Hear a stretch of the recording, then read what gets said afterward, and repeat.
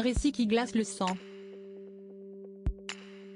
Ce mardi 14 février, 4 jours après l'effroyable accident de la route causé par Pierre Palmade, Maître Mourad Batik, l'avocat des victimes, a tenu une conférence de presse retransmise par BFM TV.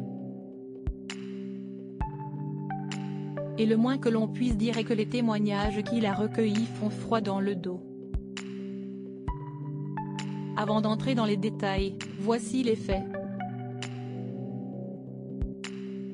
Ce vendredi 10 février, l'humoriste, sous l'emprise de la cocaïne, a causé un terrible carambolage, se déportant sur la voie de gauche et percutant ainsi de plein fouet un autre véhicule. Par son acte, Pierre Palmade a grièvement blessé une femme enceinte d'environ 6 mois, qui a perdu son bébé, un homme de tout juste 40 ans ainsi que fils de ce dernier, qui est toujours dans le coma. Une enquête a été ouverte pour homicide et blessures involontaires par conducteur ayant entraîné une incapacité totale de travail supérieure à 3 mois.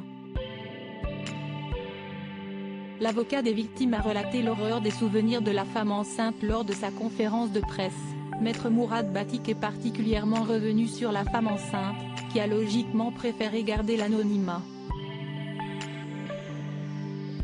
La passagère a un souvenir traumatique en 3 étapes. Elle se souvient d'abord des phares éblouissants arrivant de pleine face. Elle se souvient ensuite du coup de volant donné par le conducteur pour tenter d'éviter le véhicule qui leur fonçait dedans. Et elle se souvient ensuite être sortie de la voiture, d'avoir tenté d'aller à l'arrière pour tenter de sauver le passager. Mais elle s'est effondrée, n'ayant plus de force, en pensant instinctivement à son bébé, hurlant à plusieurs reprises. Cette jeune femme enceinte a rapidement été prise en charge par les secours. Mais une fois à l'hôpital, situé en région parisienne, le cauchemar ne s'est pas arrêté là.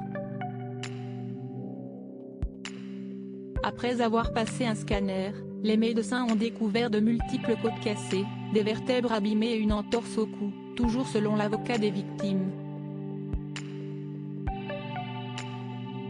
Les chirurgiens ont dû procéder à une césarienne en urgence, alors que la date d'accouchement était prévue le 15 mai.